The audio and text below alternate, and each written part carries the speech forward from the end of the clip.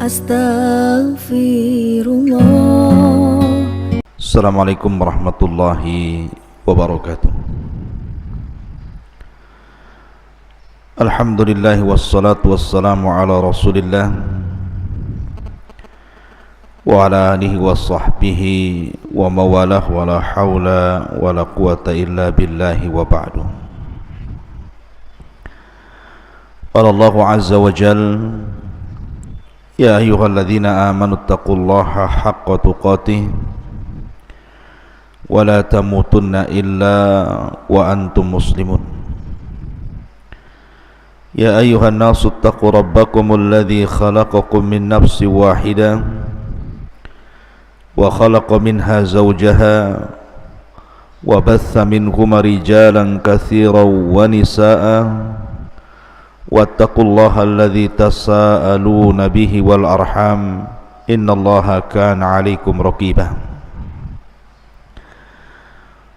Wa qala sallallahu alaihi wasallam: majtama'a qaumun fi baiti min buyutillah yatluna kitaballah wa yatadarasunahu bainahum illa nazalat alaihimus sakinah wa ghashiyatuhumur rahmah wa haffathumul malaikah wa dzakarallahu fi man indah.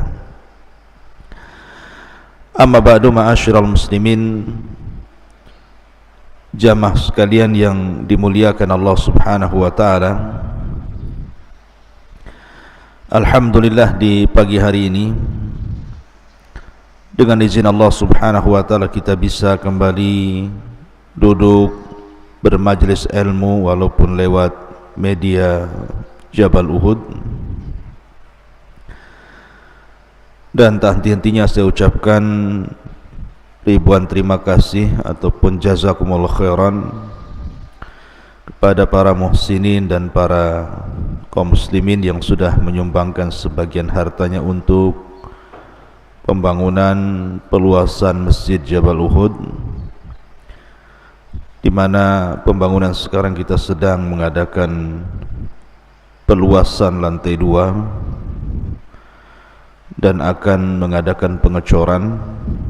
Alhamdulillah, dana yang terkumpul sudah separuh lebih dan masih terus kita mengharap pada kaum muslimin dan kaum muslimin untuk menginfakkan sebagian hartanya demi kelancaran pembangunan masjid di Pondok Pesantren Tahfidz Al-Quran dan Bahasa Arab Jabal Uhud Al-Islami, Tiban Kampung, Tiban Batam, Kepri. Tapi pagi hari ini kita akan membahas, mengupas rahasia Istana Iblis di segitiga Bermuda. Ma'asyiral muslimin yang dimuliakan Allah Subhanahu wa taala, ada sebuah hadis yang mengisyaratkan tentang kerajaan iblis. Hadis ini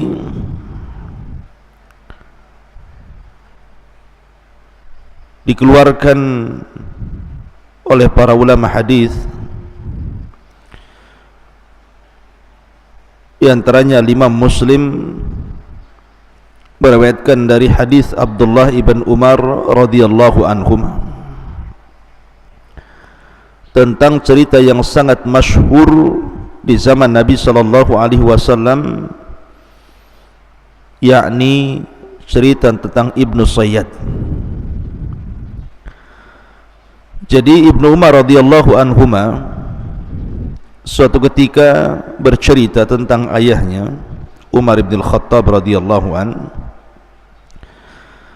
yang berangkat bersama Nabi sallallahu alaihi wasallam hendak mengecek keberadaan Ibnu Sayyad, yang kabar sampai kepada Rasul dan para sahabatnya, ciri-cirinya persis seperti Dajjal. Maka berangkatlah Umar dan juga Rasul dan sahabat yang lainnya untuk mengintip-ngintip Ibnu Sayyad. Sampai-sampai Nabi SAW harus mengintai dari satu pohon ke pohon berikutnya tentang Ibnu Sayyad ini.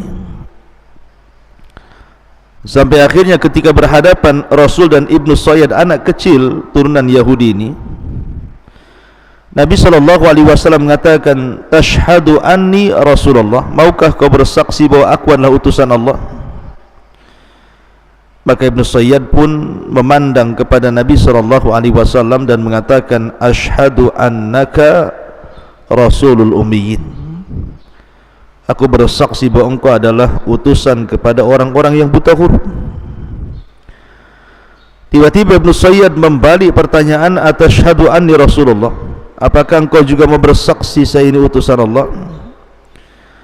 Maka Nabi SAW terkejut dan mengatakan, "Amantu billahi wa bi rasulih." Aku hanya beriman kepada Allah dan Rasulnya.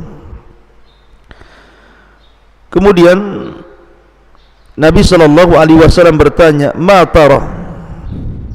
Ya Ibn Sayyad, ma tara?" Wahai Ibnu Sayyad, apa yang kau lihat? Karena Nabi SAW melihat bahwa Ibnu Sayyad ini berkomat kamit. Tiba-tiba kemudian Ibnu Sayyad mengatakan, "Ara arsyan 'alal ma." Aku melihat ada singgasana di atas air. Maka Nabi SAW menjawab, "Dzaka arsyu iblis 'alal bahri." Itulah singgasana iblis yang ada di atas lautan. Kemudian Rasul sallallahu alaihi wasallam mengatakan lagi, "Wa ma tara?" Dan apa yang kau lihat lagi wahai Ibnu Sayyad? Maka Ibnu Sayyad mengatakan, "Ara sadiqina wa kadzaban." Aku melihat banyak orang-orang yang jujur dan para pendusta. Maka Nabi SAW kemudian tidak melayani dan meninggalkannya. Dalam riwayat Nabi SAW ketika itu bertanya soal kalimat yang disimpan di hatinya dan mengatakan, "Inni khabba'tu laka khab'an." Sungguhnya aku menyembunyikan beberapa kalimat dalam hatiku, coba tebak. Maka Ibnu Sayyad mengatakan, "Duh." Maka Nabi SAW langsung mengatakan, "Ikhsa falan ta'du qatrak." Kata Rasul, celaka engkau tidak mungkin melalui atau melampaui batas dari takdirmu. Maka Umar bin Khattab radhiyallahu an marah, mencabut pedangnya dan mengatakan, "Da'ni ya Rasul adrib unuqah." Rasul, serahkan anak ini kepada aku, kupenggal lehernya. Maka Nabi SAW mengatakan, "Iyakunhu fala tusallat alaihi wa illam yakunhu fala khaira laka fi qatli." Kalau memang dia dajjal wahai Umar, kau tidak akan sanggup membunuhnya. Tapi kalau dia bukan dajjal, tidak ada kebaikan dalam membunuhnya, tinggalkan dia. Syahidnya dalam riwayat ini adalah di mana Nabi SAW ketika bertanya kepada Ibnu Sayyad, "Ma tara?" Apa yang kau lihat dalam terawanganmu wahai Ibnu Sayyad? Maka Ibnu Sayyad mengatakan, sebuah istana di atas air. Maka Nabi SAW mengatakan, "Tara arsya iblis alal bahri." Itu adalah singgasana iblis yang terletak di tengah-tengah lautan. Ma'asyiral muslimin yang dimuliakan Allah Subhanahu wa taala, dari sini kemudian muncul sebuah pendapat dari kalangan mutaakhirin bahwa singgasana iblis itu jangan-jangan berada di segitiga Bermuda, sebuah laut Atlantik yang ma'ruf gitu ya, dan juga benua Amerika dan benua Afrika. Dan segitiga Bermuda ini ceritanya sampai kepada kita, bagaimana kapal banyak yang hilang, pesawat banyak yang jatuh, dan hampir-hampir tidak bisa diteliti bangkai kapal dan pesawatnya, dan para awaknya hampir-hampir tidak ada yang selamat dan semua mati. Masyaallah muslimin yang dimuliakan Allah Subhanahu wa taala, sampai-sampai orang menyebut segitiga Bermuda ini laut setan atau laut iblis. Bahkan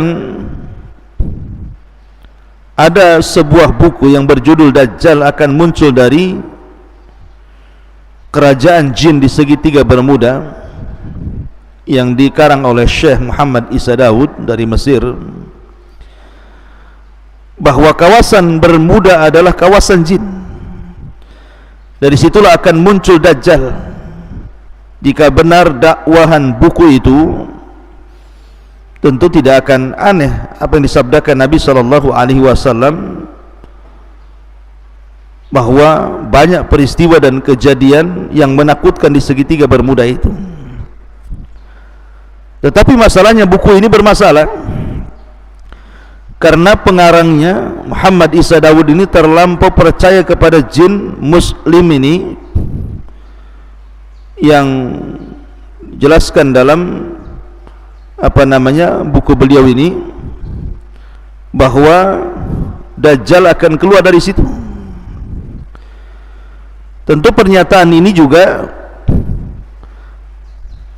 akan menyelisih hadis Nabi SAW bahwa Dajjal itu akan keluar di bumi sebelah timur. Kemudian Nabi SAW menyebutnya Khurasan. Khurasan itu di mana? Di Iran. Artinya hadis Nabi SAW menjelaskan bahwa kemunculan Dajjal itu di Khurasan, bukan di segitiga Bermuda. Tapi Muhammad Isa Daud ketika berdialog dengan jin, kemudian jin ini menjelaskan bahwa Dajjal akan muncul di kerajaan di segitiga Bermuda, tentu akan menyelisih hadis Nabi SAW. Intinya bahwa berkembang opini-opini di masyarakat bahwa jangan-jangan istana iblis itu ada di segitiga Bermuda tadi, karena banyaknya peristiwa-peristiwa aneh dan banyaknya kapal-kapal dan pesawat yang kalau lewat di segitiga Bermuda hampir-hampir tidak selamat dan tersedot masuk ke dalamnya. Masyaallah muslimin yang dimuliakan Allah Subhanahu wa taala. Tapi bagaimana menurut pandangan Islam tentang istana iblis ini? Betulkah berada di segitiga Bermuda sebagaimana prasangka sebagian orang? Masyaallah muslimin yang dimuliakan Allah Subhanahu wa taala, sebelum saya kupas tentang masalah ini, saya ingin memulai kajian kita ini mengurut dulu dari mengenal siapa iblis, kemudian di mana istananya, kemudian apa yang dilakukannya, apakah dia kemudian mengerahkan anak buahnya dari istana itu untuk berperang melawan Bani Adam, kemudian bagaimana akhir dari kehidupan iblis itu sendiri. Ma'asyiral muslimin yang dimuliakan Allah Subhanahu wa taala, pertama bicara tentang iblis. Iblis ini sebagian para ulama mengatakan ismu Arab, sebuah nama dari nama-nama Arab, ala wazni if'il, mengikuti wazan if'il, di mana mushtaqnya dari kalimat al-iblas. Jadi iblis itu dari al-iblas, maknanya al-ibad minal khairi awil ilyas min rahmatillahi azza wa jal. Al-yas min rahmatillahi azza wa jal. Jadi makna iblis itu artinya makhluk yang menjauh dari kebaikan atau yang putus asa daripada rahmat Allah, maka disebut al-iblas. Dan makhluk yang disebut iblis, walaupun sekali lagi bahwa ada sebagian ulama mengatakan bahwa iblis itu nama ajam.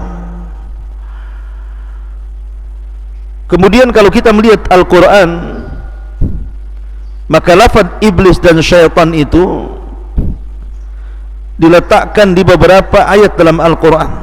Bahkan lafaz iblis sendiri dalam Al-Quran itu diulang sampai 11 kali, dan semuanya mufrad, tidak ada yang jama'. Beda dengan syaitan, ada yang mufrad tunggal, ada yang jama' gitu ya.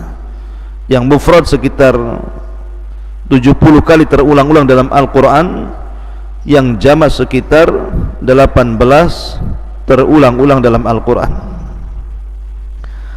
Ma'asyiral muslimin yang dimuliakan Allah Subhanahu wa ta'ala, lalu kenapa disebut iblis? Jadi ketika iblis ini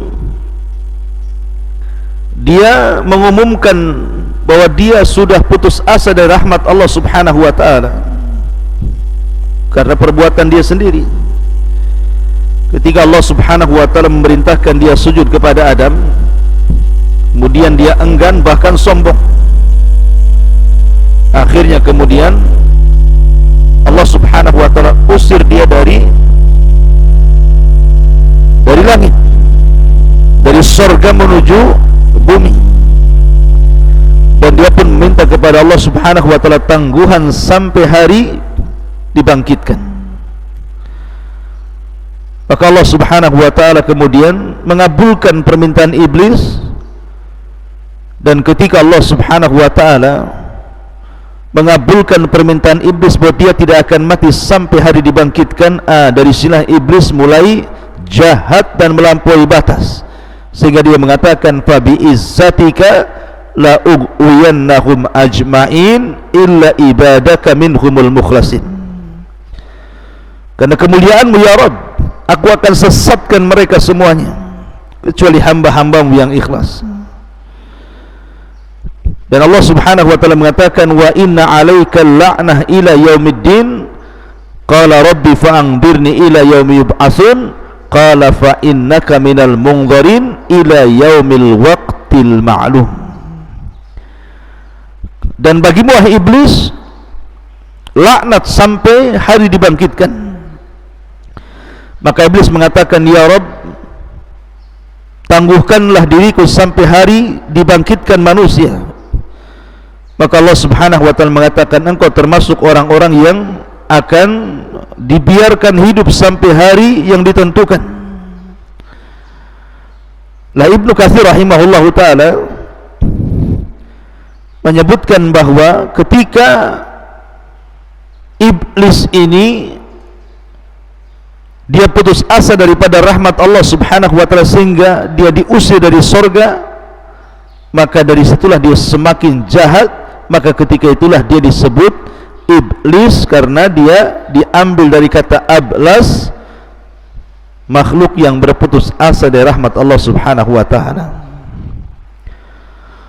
Nah, apakah iblis ini bagian daripada para malaikat ataukah dia bagian daripada bangsa jin?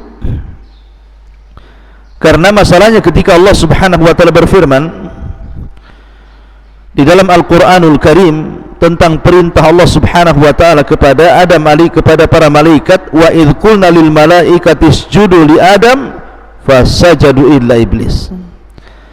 Ketika kami katakan kepada para malaikat sujudlah kalian kepada Adam, maka mereka sujud kecuali iblis. Ulama mengatakan bahwa mustathna, illa, kecuali atau pengecualian dalam bahasa Arab itu harus bersambung antara lafaz setelah dengan lafaz sebelumnya.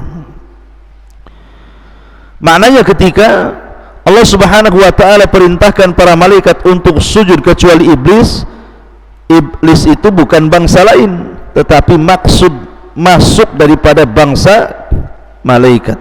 Itu dalam tatanan bahasa Arab seperti itu. Ada mustatsna minhu. Jadi lafaz pengecualian itu harus masuk pada yang dikecualikan, bukan di luar yang dikecualikan. Ketika Allah bicara tentang malaikat, berarti iblis itu bagian daripada malaikat. Kemudian juga ayat Al-Quran yang mengatakan kana minal jin fa fasaqa an amri rabbih illa iblisa kana minal jin fa fasaqa an amri rabbih. Kecuali iblis adalah bagian daripada jin yang berbuat fasik dari perintah Allah. Kalimat jin, bagi yang mengatakan jin dari kalangan malaikat, maka jin di sini artinya jannah. Sesuatu diambil dari kata-kata jan, itu artinya jannah. Karena dulu iblis ini khazanatul jannah, pembendaharaan surga, maka diambil dari kata jan menjadi jin.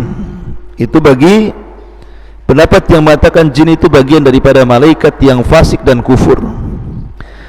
Tapi pendapat yang kuat bahwa jin itu ataupun iblis itu bagian dari kalangan jin, bukan malaikat. Karena pengakuan iblis sendiri mengatakan ana khairum minhu khalaqtani min nar. Aku lebih baik daripada Adam, kau ciptakan aku dari api. Sementara malaikat dari apa? Dari cahaya. Yang tercipta dari api itu ya jin. Sebagaimana hadis Nabi SAW, khuliqatil malaikatu min nur wa khuliqatil jan min mariji min nar wa khuliqa adam mimma wusifa lakum. Diciptakan malaikat dari cahaya, diciptakan jin dari nyala api, dan diciptakan kalian sebagaimana yang disifatkan kepada kalian. Lah, Allah Subhanahu wa taala mengatakan kinayah daripada perkataan iblis, ana khairum minhu khalaqtani min nar. Aku lebih baik daripada Adam, kau ciptakan aku dari api. Dari sini menunjukkan bahwa iblis itu bagian daripada jin. Dan Allah mengatakan illa iblisa kana minal jin. Kecuali iblis, dia termasuk dari kalangan jin. Dan itu pendapat dari banyak kalangan ulama seperti Syekhul Islam Ibn Taimiyah rahimahullahu ta'ala dan yang lainnya. Dan ingat, ada yang mengatakan bahwa iblis itu adalah abul jin, bapaknya jin, sebagaimana Adam abul bashar, bapaknya manusia. Dan ini sebagaimana disebutkan dalam tafsir At-Tabari dari Ibnu Abbas, Mujahid, Qatadah, Hasan Al-Basri dan yang lainnya mengatakan bahwa iblis itu adalah abul jin, bapaknya jin. Ma'asyiral muslimin yang dimuliakan Allah Subhanahu wa taala, adapun tugas iblis, karena dia sudah bersumpah akan menyesatkan Bani Adam, Al-Imam Ibnul Qayyim rahimahullah ta'ala sampai mengatakan bagaimana iblis itu mengatur strategi untuk menggoda manusia itu sampai membuat 6 marhalah, 6 cara, mulai daripada yang paling tinggi sampai kepada yang paling rendah. Yang pertama, membuat manusia kufur atau manusia menyekutukan Allah Subhanahu wa ta'ala. Kalau tidak bisa, maka yang kedua, manusia dibuat menyelisih sunnah Nabi SAW supaya terjerembab kepada perbuatan yang diada-adakan dalam agama. Bahasa hadis disebut bid'ah. Kemudian yang ketiga, kalau tidak bisa digoda seperti itu, maka dia akan membuat strategi selain bagaimana manusia itu terjerumus kepada dosa besar. Kalau tidak bisa juga, maka masuk pada marhalah yang keempat, maka manusia akan dijerembabkan ke dalam dosa kecil. Kalau tidak bisa juga, maka masuk pada marhalah yang kelima, disibukkan dengan perkara-perkara mubah sehingga dilupakan dari ibadah karena sibuk melakukan perkara-perkara mubah. Kemudian yang terakhir, kalau tidak bisa juga disibukkan dengan perkara-perkara mubah, maka akan disibukkan melaksanakan yang tidak afdal dan meninggalkan yang afdal. Begitulah khutuwati syaitan, langkah-langkah setan. Makanya kenapa Allah Subhanahu wa taala selalu memberikan nasihat kepada kita agar jangan mengikuti langkah-langkah syaitan. Allah berfirman, alam ahad ilaikum ya bani adam alla ta'budu syaitan innahu lakum aduwwum mubin. Bukankah sudah kukatakan kepada kalian wahai anak Adam, jangan menyembah syaitan karena syaitan itu musuh kalian yang nyata. Bahkan Allah Subhanahu wa taala melarang kita untuk menjadikan syaitan-syaitan itu, iblis-iblis itu teman kita. Wa man yattakhidhi syaitan waliyan min dunillah faqad khasira khusranan mubina ya'iduhum wa yumannihim wa ma ya'iduhum syaitanu illa ghurura. Barang siapa yang mengambil syaitan sebagai temannya dari selain Allah, maka dia telah melakukan kerugian dengan kerugian yang nyata.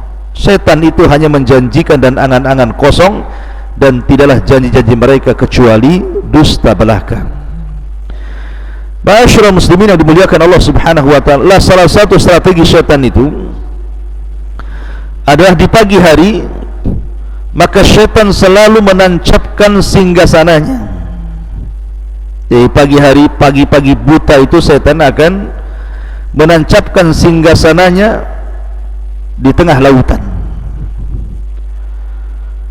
Lah, dan itu diisyaratkan dalam sebuah hadis Nabi sallallahu alaihi wasallam. Terdapat dalam Sahih Muslim dari Nabi sallallahu alaihi wasallam, dia bersabda, inna iblisa yada'u arsyahu 'alal ma. Sesungguhnya iblis setiap pagi itu meletakkan singgasananya di atas lautan, supaya dia ingin seolah-olah menandingi arsy Allah Subhanahu wa taala. Dia tahu arsy Allah Subhanahu wa taala, singgasana Allah Subhanahu wa taala itu berada di atas air kan. Tapi tentu Allah Subhanahu wa taala tidak bersemayam di atas arsy, tidak, dia di atas ketinggian. Ya, karena kalau diartikan bersemayam itu artinya seolah-olah Allah Subhanahu wa taala duduk di atas arsy, tidak. Allah itu jauh daripada makhluknya, dia di atas arsy lagi. Lah karena Allah Subhanahu wa taala meletakkan arsy di atas air, maka iblis pun ingin membuat singgasananya di atas lautan, di atas air, seolah-olah kononnya ini ingin menyamai Allah Subhanahu wa taala ketika meletakkan arsy di atas air. Begitulah sombongnya iblis.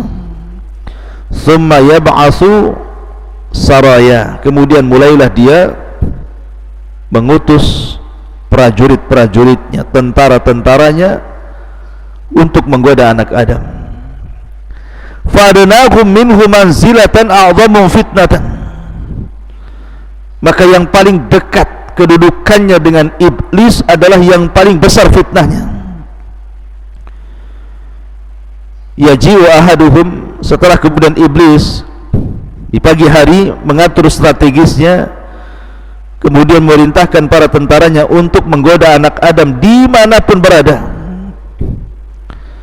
Setelah kemudian satu hari mereka menggoda anak Adam, maka kemudian mereka pun mulai pulang dan melaporkan hasil apa yang mereka lakukan terhadap manusia. Yaji'u ahaduhum fayaqulu fa'altu kadza wa kadza.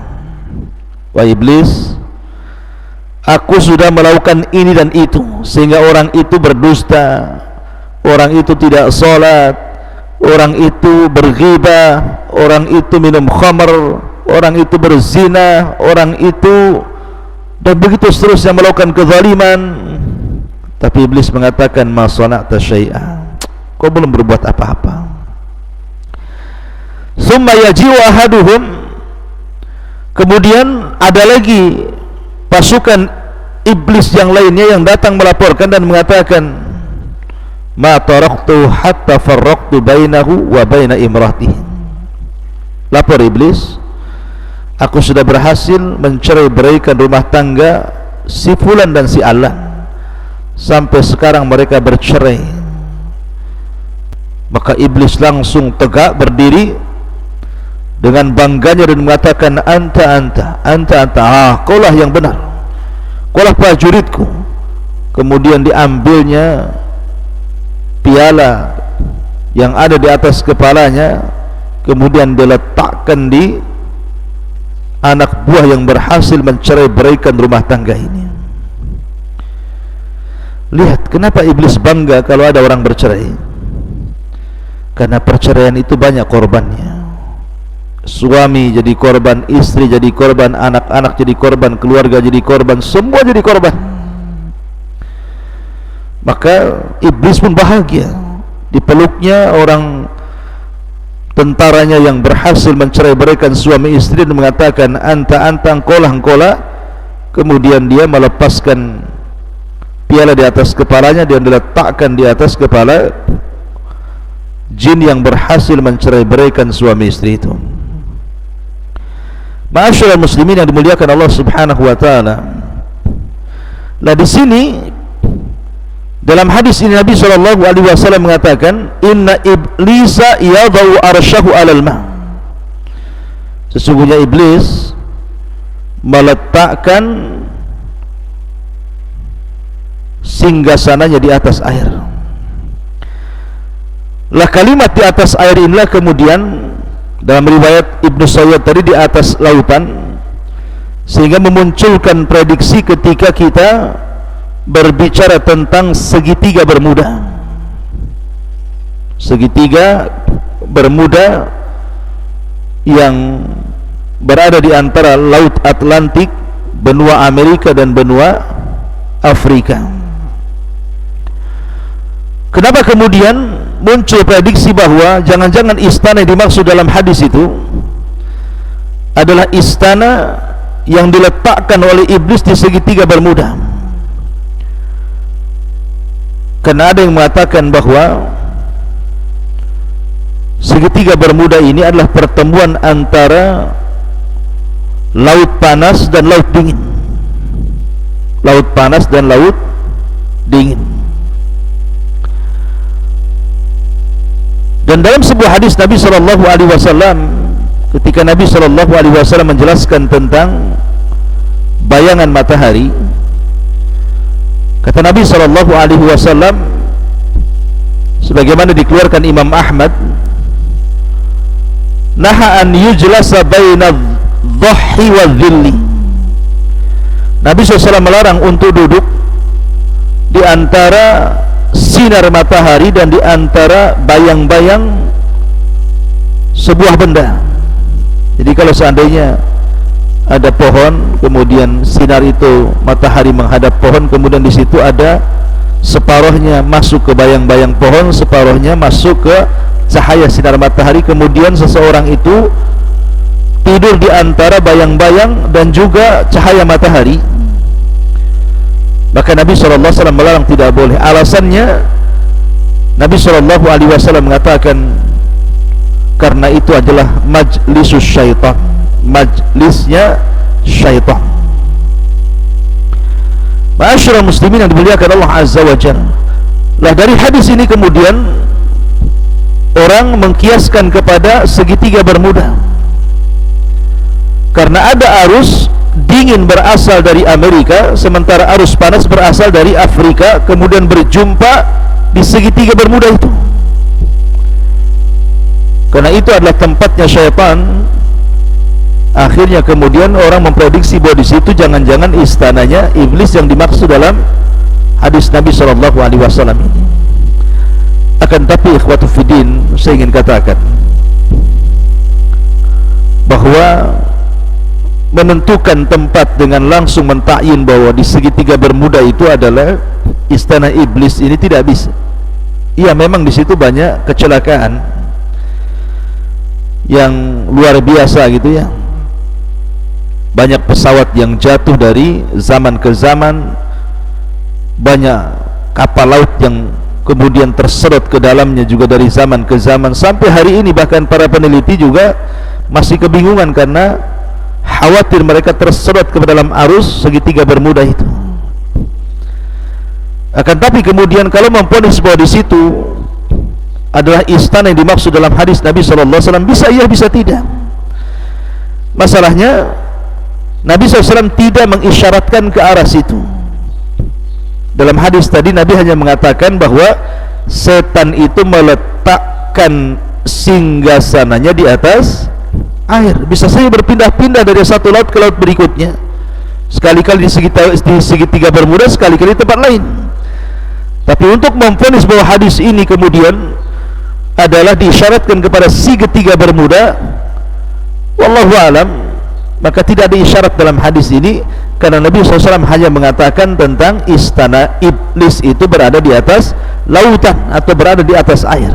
Soal lautan mana, Allahu alam, bisa saja berpindah-pindah, bisa saja di satu tempat tinggal di situ, karena hadis Nabi SAW tidak memperinci seperti itu. Ma'asyiral muslimin yang dimuliakan Allah Subhanahu wa ta'ala. Dan yang lebih ngerinya lagi adalah ketika iblis ini memunculkan singgasananya setiap pagi, kemudian mengutus tentaranya untuk menggoda Bani Adam. Kemudian ketika iblis sudah selesai tugasnya dan mereka pulang melaporkan hasilnya, maka di samping singgasana itu ada ular yang sangat besar, sebagaimana isyarat dalam hadis Ibnu Sayyad yang dikeluarkan oleh Musnad Imam Ahmad, bahwa Ibnu Sayyad mengatakan, ara arsyan alal bahri haulahul hayyat, aku melihat singgasana di atas lautan dan di sekitarnya banyak ular. Ada ular. Kenapa kemudian ular? Kita teringat dengan kisah ketika Adam di sorga. Ada kisah Israiliyat. Ketika iblis sudah dikeluarkan dari sorga, kemudian Adam dimasukkan ke sorga. Iblis kan tidak bisa masuk ke sorga. Akhirnya kemudian dia bekerja sama dengan ular yang keluar masuk ke dalam sorga, dan berhasil dia masuk, dan berhasil pula dia memberikan was-was kepada Adam. Akhirnya Adam dan Hawa makan buah larangan dan usir pula dari sorga. Lah karena ular ini sudah berjasa memasukkan iblis ke dalam sorga hingga mampu menggoda Adam, makanya sangat dimuliakan ular ini. Jadi setiap kemudian tentaranya datang membawa laporan, maka ular itu ada di sekitar situ dan dimuliakan sama iblis. Makanya Ibnu Sayyid mengatakan, ara arsyan alal bahri haulahul hayyat, aku melihat sebuah singgasana di atas lautan dan dikelilingi dengan ular. Maka Nabi SAW mengatakan, sadaq dzalik, dzalika arsyu iblis. Iya benar, dia benar, tetapi itulah istana iblis. Tapi sebagian para ulama mengatakan bahwa tambahan haulahu hayat dalam hadis yang dikeluarkan dalam Musnad Imam Ahmad ini adalah tidak sabit. Jadi lafaz yang sahih yang sampai kepada Nabi hanyalah kata-kata ara arsyan alal bahri. Berkata Ibnu Sayyid itu, saya melihat singgasana di atas lautan. Adapun tambahan haulahul hayat, di sekelilingnya banyak ular, maka itu tambahan yang tidak sabit, yang tidak tetap bagian daripada hadis Nabi sallallahu alaihi wasallam. Wallahu alam tentang masalah singgasana iblis ada di lautan mana gitu, apakah di segitiga bermuda atau di tempat yang lainnya, karena tidak ada isyarat yang jelas tentang masalah ini. Ya bisa iya bisa tidak gitu ya. Tapi yang jelas kita yakini bahwa setiap hari iblis menancapkan istananya di tengah lautan, lautan mana terserah gitu ya. Kemudian mengutus tentara-tentaranya berusaha menggoda anak Adam, sampai akhirnya iblis merasa senang apabila tentaranya membuat cerai-berai suami istri dan meletakkan piala di atas kepalanya dan mengatakan anta sambil memeluknya. Wallahu a'lam bishawab. Mudah-mudahan ada manfaatnya. Subhanallah bihamdika asyhadu an la ilaha illa anta astaghfiruka wa atubu ilaik. Allahu ta'ala. Assalamualaikum warahmatullahi wabarakatuh.